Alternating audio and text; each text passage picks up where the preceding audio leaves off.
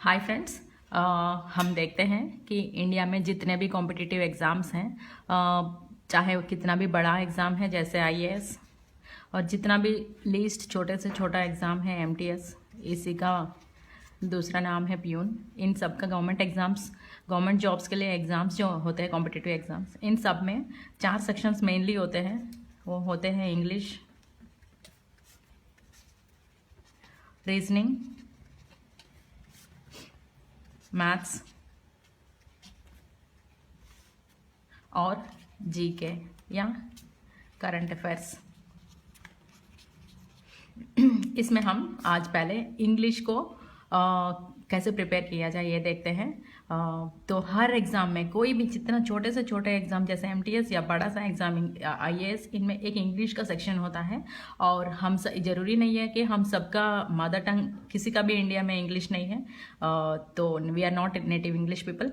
तो इंग्लिश हम अपने जितना आता है उसमें इंग्लिश को ईजिली कैसे एज ब्रीजिली जैसे हवा जैसा निकालना चाहिए। इंग्लिश को 100% इसमें आना चाहिए, चाहे हमारा मदर टंग कुछ भी हो, चाहे कन्नड़ा हो, चाहे तेलुगु हो, चाहे हिंदी हो, चाहे नॉर्थ ईस्ट के हो, कहीं के भी हो। तो इंग्लिश के सेक्शन के लिए ईजिली कैसे प्रिपेयर किया जाए ये देखते हैं। तो मुझे याद है बचपन में मैं एक कॉन्वेंट में पढ़ रही थी। तो हमारी एक सिस्टर थी, नन्स को सिस्टर्स बोलते हैं ना। तो एक सिस्टर थी, वो कहती थी कि per day one word, one new word सीख ले।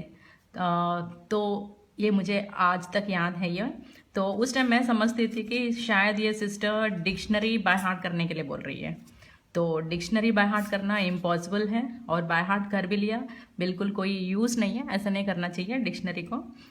तो हम क्या कर सकते हैं इसके लिए, इंग्लिश का सेक्शन अलग सा स्पेशल सा बिना पढ़े हमारे पास मिनिमम एग्ज़ाम क्लियर करने लायक इंग्लिश कैसे आ जाए। तो इसके लिए ये है कि हम इंग्लिश को लर्निंग इंग्लिश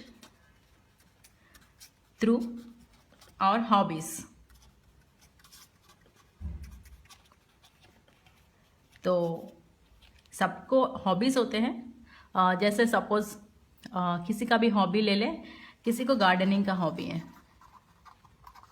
तो गार्डनिंग तो हम करते हैं, कितना खुशी से करते हैं, जो भी हमें हॉबी होती है वो बहुत खुशी से करते हैं हम। तो ऐसा कर सकते हैं, इस हमारे हॉबी के तो इंग्लिश कैसे सीखा जाए।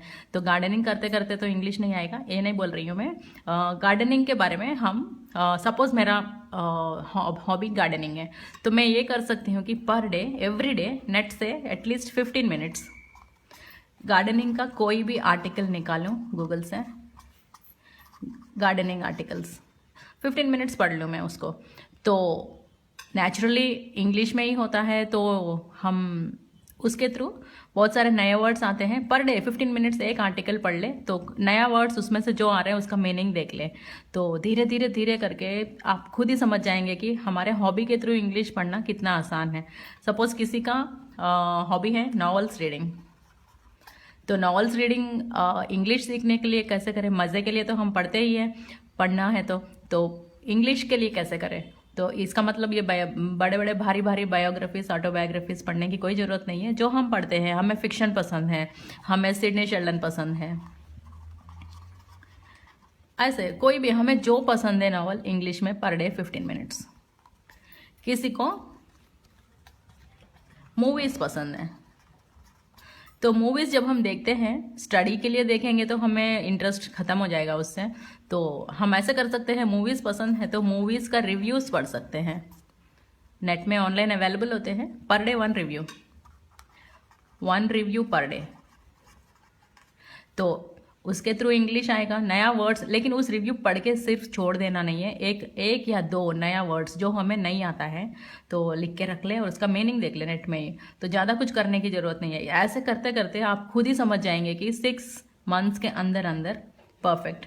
तो हमारे इंग्लिश सेक्शन एग्ज़ाम के लिए अलग सा कुछ पढ़ने की ज़रूरत नहीं होती है। हाँ, तो सपोज़ मेरे बारे में लिया जाए तो मुझे न्यूज़ का काफ़ी पसंद है, या और करंट अफेयर्स का काफ़ी पसंद है। तो इसके बारे में मैं न्यूज़ देखती रहती हूँ, करंट अफेयर्स पढ़ती रहती हूँ for passion, as a passion, पढ़ने एग्ज़ाम्स के लिए नहीं है। तो मेरे लिए ये डबल फ़ायदा हो जाता है। तो मैं एवरीडे न्यूज़पेपर से और करंट अफेयर्स के थ्रू इंग्लिश सीखने की कोशिश करती हूँ। तो ये करंट अफेयर्स के सेक्शन में भी मुझे काम आता है। तो और जो भी हॉबीज़ है, किसी का हॉबी स्टैम्प कलेक्शन है, स्टैम्प कलेक्शन के बारे में एक आर्टिकल पढ़ लें। तो पर डे 15 मिनट्स, ये भी इससे ज़्यादा टाइम देना नहीं चाहिए इंग्लिश के लिए, क्योंकि हमें हमारा सब हर किसी का सब्जेक्ट मैथ्स नहीं होता है, तो हमें इसको टाइम देना ही पड़ता है। और रीजनिंग के लिए भी टाइम देना ही है, बिना प्रैक्टिस का तो ये होता नहीं है। तो जनरल नॉलेज के लिए हम बुक्स अलग से खरीदते हैं, पढ़ते हैं, न्यूज़पेपर पढ़ते हैं। तो इंग्लिश के लिए हम टाइम नहीं देना चाहिए, more than 15 minutes a day, ये मेरे मानना है। और न्यूज़पेपर में कभी किसी को स्पोर्ट्स पसंद है, स्पोर्ट्स पसंद है, खेलते हैं हम, मज़े के लिए खेलेंगे, मज़ा तो आएगा ही। लेकिन स्पोर्ट्स सेक्शन जो होता है न्यूज़पेपर का, डेली पढ़ ले, ये भी 10 मिनट से ज़्यादा नहीं लगता है। स्पोर्ट्स सेक्शन एक ही पेज में आता है, 1-2 पेजेस में। तो उसमें कोशिश करें कि 1-2 नया वर्ड्स ले लें।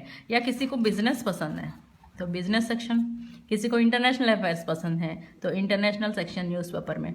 तो मेनली टारगेट ये है कि हमें याद रखना है कि reading,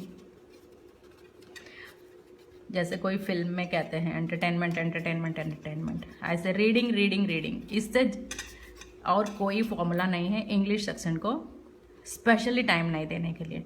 thank you, till next video.